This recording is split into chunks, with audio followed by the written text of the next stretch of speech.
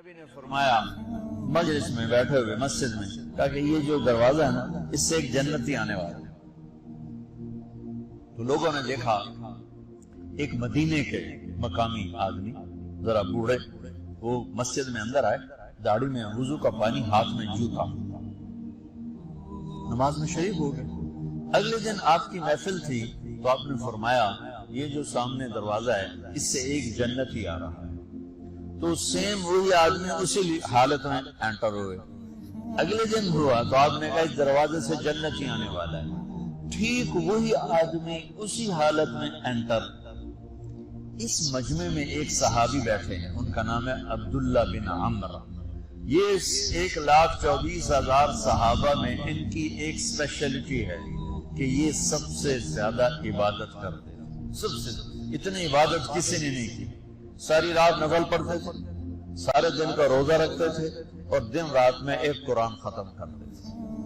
کوئی ہمارے جیسا اول تو کر نہیں سکتا، کرے گا تو چوتھے دن پاگل ہو جائے گا، دماغ خشک ہو جائے گا۔ اور انہوں نے نبھا کے دکھایا، رات پوری تہجد، دن پورا روزہ، اور رات اور دن میں ایک ختم قرآن۔ اب ان کو خیال آیا کہ یہ بابا جی مجھ سے بھی زیادہ عبادت کرتے ہیں جو ان کو یوں ڈائریکٹ جنت کی بشارت ملی اور مجھے نہیں ملی، تو میں دیکھتا ہوں یہ کون سی عبادت کرتے ہیں۔ کیا یہ ساری رات سجدے میں پڑے رہتے ہیں، رکوع میں کھڑے رہتے ہیں، قیام میں کھڑے رہتے ہیں، کیا کرتے ہیں؟ تو ان کے پاس پہنچ گئے، چاچا کہ تھوڑا والد صاحب کی ناراضگی ہے، دور رہنا چاہتا ہوں، 2-3 دن ٹھہر جاؤں آپ کے پاس؟ ہاں ہاں ہاں بیٹا آ جاؤ آ جاؤ۔ اب عشاء کی نماز کے فوراً بعد انہوں نے چادر اوپر لی اور چادر میں یوں سوراخ کیا اور یوں لیٹ کے دیکھنے لگے کہ اب یہ بزرگ کیا کرتے ہیں۔ بزرگ تشریف لائے، سرانے پہ سر رکھا، اللہم بسمک اموت و احیا، سونے کی دعا پڑھی اور تھوڑی دیر بعد خراٹے آتے ہیں۔ بڑے حیران ہوئے، بھئی میرا تو خیال ہے یہ ساری رات سجدہ کرے گا تو رو رو مسلح تر کر دے گا، یہ تو خراٹے چون جاندے نہ ہو جا رہے ہیں۔ اب وہ دیکھ رہے ہیں ابھی اٹھے گا ابھی اٹھے گا ابھی اٹھے گا، پھر انہوں نے کپڑا اتار دیا، سویا ہوا ہے۔ وہ فجر کی اذان پہ اٹھے اور ان کا دماغ چکر کھا گیا، بھئی اے کی بڑی تہجد دے 2 نفل بھی نہیں تو جنت دی بشارت 3 دن کٹھی۔ انہوں نے کہا کل دیکھوں گا، کل شاید کچھ اور کریں۔ اگلے دن آئے پھر اسی طرح یوں کر کے لیٹ گئے اور بزرگوں نے بھی یوں کیا اور بسمک اموت و احیا اور پورا کمرہ خراٹے نہ۔ وہ پھر پریشانی کب اٹھے گا کب اٹھے گا، فجر کی اذان پہ اٹھے تو اور ان کی حیرت بڑھ گئی، کہنے والا سچا، اس کے بات کو تو چیلنج ہو نہیں سکتا، وہ محمد مصطفیٰ ہیں، لیکن یہ چکر کیا ہے، یہ جنت مل کیسے رہی ہے؟ چلو ایک رات اور صحیح۔ تیسری رات آئے، یہ یوں لیٹے وہ یوں لیٹے، یہ دیکھتے رہے وہ سوتے رہے، حتیٰ کہ فجر کی اذان پہ آئے تو یہ نا ہٹ پڑے، کہنے لگے چاچا بات بتاؤں؟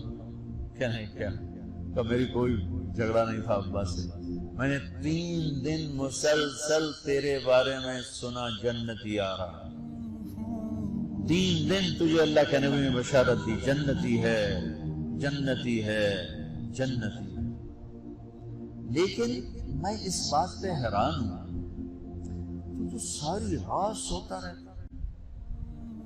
اس زمانے میں منافق بھی تہجد نہیں چھوڑتے تھے، فرض نماز تو فرض نماز ہے، منافق بھی تہجد نہیں چھوڑتے تھے۔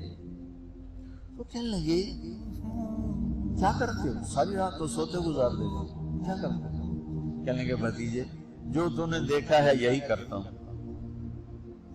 اب یہ پریشان ہے کہ اللہ کے نبی کی بات کو تو چیلنج ہو نہیں سکتا، اور جس کو بشارت دی ہے انہوں تو فٹ نظر نہیں آ رہی کہ کیسے